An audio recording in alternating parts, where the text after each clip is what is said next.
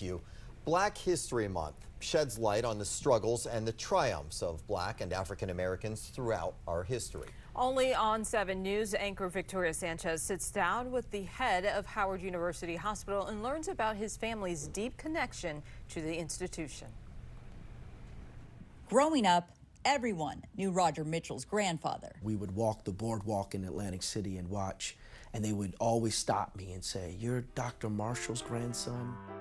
In the 1930s, only around 2.5% of physicians were Black, making Dr. Henry Donald Marshall and his wife Edith local celebrities. And that was a time in the 30s, right, where you really couldn't go see any other physician.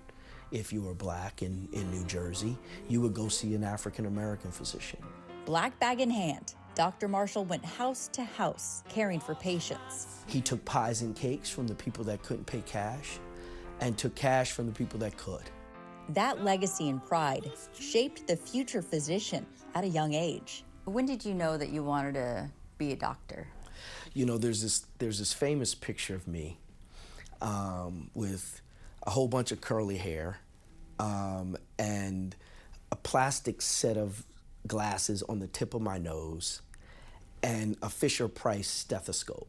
I think it was the age of 6. I think I had onesie pajamas on at the time. And this pajama-clad kid is now the Howard University Hospital president. I knew I wanted to be like my grandfather. This is the picture right here. Just down the hall from Dr. Mitchell's office, his grandfather's graduation photo. H. Donald Marshall. From 1932.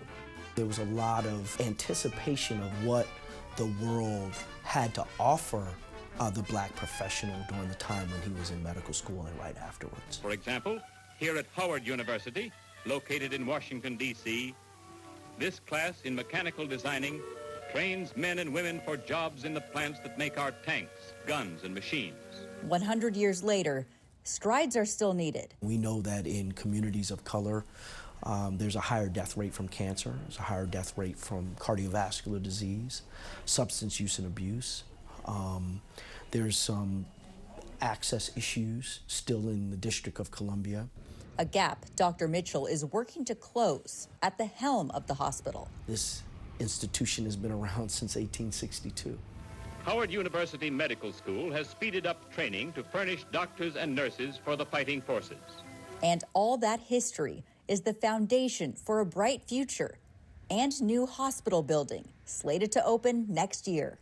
If your grandfather were still alive, what do you think he'd tell you today? He would say, serve no matter what it pays. Even cakes and pies? Even cakes and pies. Victoria Sanchez, 7 News.